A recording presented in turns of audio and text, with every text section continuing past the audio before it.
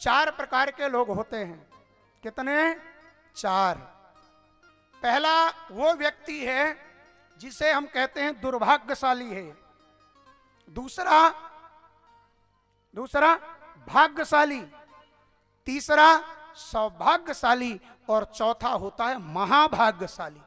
अब कहेंगे महाराज कैसे पता चले कौन दुर्भाग्यशाली, कौन महाभाग्यशाली? कुछ होगा, नियम होगा कि ऐसी किसी को है ना, नियम है। अब भाग्यशाली को दुर्भाग्यशाली थोड़ी कहोगे। हाँ, तो क्या नियम है? बोले जिसके पास कुछ नहीं है, ना धन है ना धर्म है और शरीर भी स्वस्थ ना हो, वो दुर्भाग्यशाली है। हाँ? अच्छा, जिसके पास धन है, बहुत धन है, भगवान ने खूब दिया चकाचक, वो भाग्यशाली है। जो धनवान है उनकी संज्ञा है भाग्यशाली की, उन्हें सौभाग्यशाली नहीं कह सकते आप, उन्हें महाभाग्यशाली भी नहीं कह सकते। लेकिन जिसके पास धन भी है और तन भी है, तन का मतलब स्वस्थ शरीर। अधिकांशता होता क्या है, जब धन नहीं होता तो शरीर स्वस्थ होता है और जब धन आ जाता है तो शरीर रोगी बन जाता है, अक्सर देखने को मिलता है। अब धन है और शरीर स्वस्थ ना हो तो आप भाग्यशाली हो, पर अगर भगवान की कृपा है आप पर और आपका शरीर भी स्वस्थ है धनवान होते हुए, तो आप सौभाग्यशाली हैं। अब चौथा है महाभाग्यशाली। अगर आपके पास धन भी है, शरीर भी स्वस्थ है और आप धार्मिक भी हैं, तो आप महाभाग्यशाली।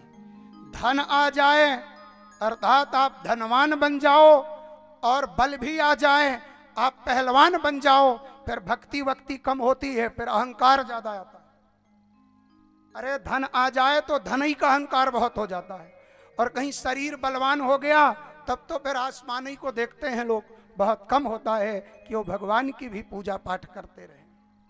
पर अगर ऐसा संयोग बने कि आप धनवान भी हो, आप पहलवान भी हो और आप धर्मवान भी हो, तो आप महाभाग्यशाली हो। किसी ने कहा महाराज महाभाग्यशाली बनने का कोई उपाय है? हाँ है ना, सब है हमारे संतों के पास, ढूंढो तो सही। तब कहा अगर आपको दुर्भाग्यशाली ही रहना है तो एक अच्छा उपाय है, 8 बजे तक सोते रहो, कभी आप सौभाग्यशाली नहीं बनोगे। ये भागवत में सुखदेव जी ने कहा है। संतों ने घोष किया, जो सूर्य उदय के बाद भी सोता रहता है, चाहे जितना परिश्रम कर ले, जितना कमाए, जितना कमाएगा उतना गमाएगा भी, लक्ष्मी स्थिर नहीं हो सकती।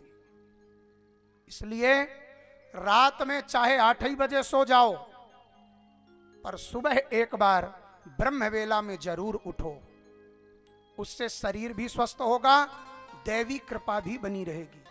और अगर 8 बजे 10 बजे तक सोते रहे और फिर 12 बजे तक नहाते रहे, तो ये आपका कौन सा स्नान कहलाएगा? एक दिन मैंने बताया है 4 प्रकार के स्नान। रात को 4 बजे ऋषि स्नान, 5 बजे देव स्नान, सुबह 6 बजे मानव स्नान, और 6 बजे के बाद जो हम 12 बजे 8 बजे 9 बजे स्नान करते हैं, वो कहलाता है दानव स्नान, वो मनुष्य का स्नान। इसलिए सूर्योदय के पहले स्नान कर लो। कलयुग के हो, चलो 1-2 घंटा लेट कर दो, 8 बजे तक तो नहा लो, फिर करो बाकी काम, किसने मना किया? पर अगर आपकी दिनचर्या व्यवस्थित नहीं है, आप आलसी हो, तो आप दुर्भाग्यशाली ही बने रहोगे। आप कभी भाग्यशाली सौभाग्यशाली आदि बन ही नहीं सकते। अच्छा महाराज, अगर भाग्यशाली बनना है तो भाग्यशाली बनने के लिए दान कीजिए। जो दान करता है, कहते हैं ना, दान करे धन ना घटे। जितना दान करोगे धन उतना आएगा, कहां से आएगा पता ही नहीं चलेगा। तो दान जो करता है वो भाग्यशाली बनता है। और जिसके ऊपर गुरु जी की भी कृपा हो जाए और दान भी करे, तो ऐसा व्यक्ति निरोगी भी होता है वो सौभाग्यशाली बन जाता है। और जिसके ऊपर गुरु की कृपा हो, जो दान भी करे और भगवान की भी कृपा जिस पर हो जाए, वो होता है महाभाग्यशाली।